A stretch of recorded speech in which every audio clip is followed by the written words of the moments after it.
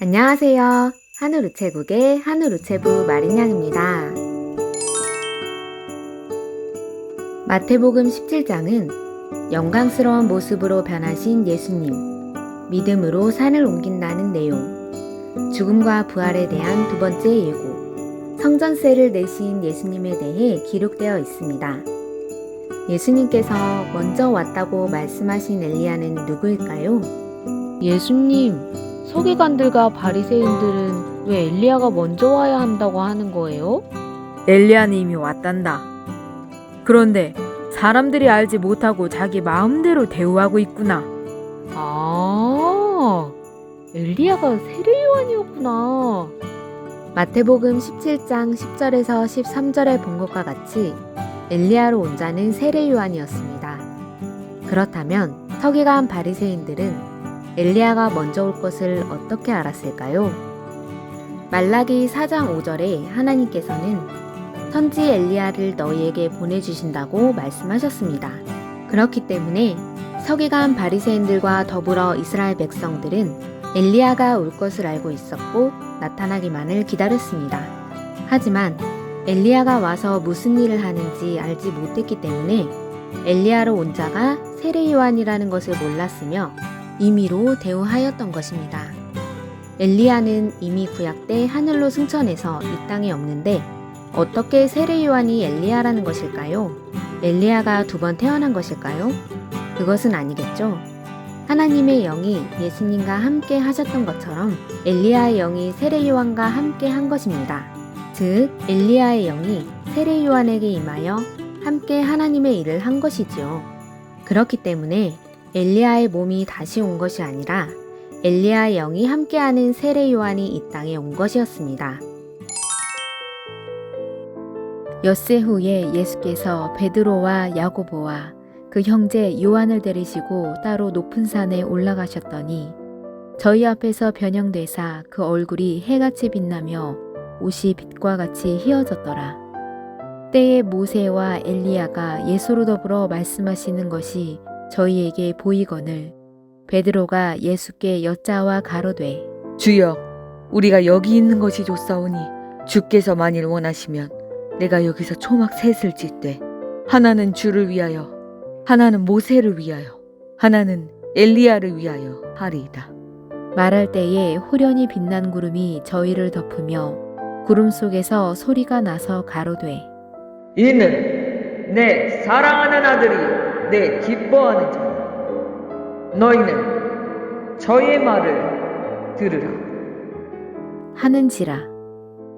제자들이 듣고 엎드리어 심히 두려워하니 예수께서 나와 저희에게 손을 대시며 가라사대 일어나라 두려워 말라 하신대 제자들이 눈을 들고 보매 오직 예수 외에는 아무도 보이지 아니하더라. 저희가 산에서 내려올 때에 예수께서 명하여 가라사대 인자가 죽은 자 가운데서 살아나기 전에는 본 것을 아무에게도 이르지 말라 하시니 제자들이 묻자와 가로되 그러면 어찌하여 서기관들이 엘리야가 먼저 와야 하리라 하나이까? 예수께서 대답하여 가라사대 엘리야가 과연 먼저 와서 모든 일을 회복하리라. 내가 너희에게 말하노니 엘리야가 이미 왔으되 사람들이 알지 못하고 임의로 대우하였도다. 인자도 이와 같이 그들에게 고난을 받으리라 하시니 그제야 제자들이 예수의 말씀하신 것이 세례요한인 줄을 깨달으니라. 저희가 무리에게 이르매 한 사람이 예수께 와서 꿇어 엎드리어 가로되 주여, 내 아들을 불쌍히 여기소서. 저가 간질로 심히 고생하여 자주 불에도 넘어지며 물에도 넘어지는지라. 내가 주의 제자들에게 데리고 왔으나 능히 고치지 못하더이다. 예수께서 대답하여 가라사대 믿음이 없고 패역한 세대여 내가 얼마나 너희와 함께 있으며 얼마나 너희를 참으리요 그를 이리로 데려오라 하시다. 이에 예수께서 꾸짖으시니 귀신이 나가고 아이가 그때부터 나으니라. 이때에 제자들이 종용이 예수께 나와 가로되 우리는 어찌하여 쫓아내지 못하였나이까?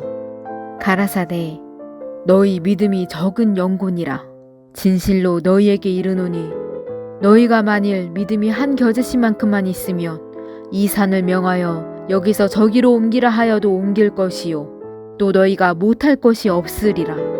갈릴리에 모일 때에 예수께서 제자들에게 이르시되 인자가 장차 사람들의 손에 넘기워 죽임을 당하고 제3일에 살아나리라 하시니 제자들이 심히 근심하더라.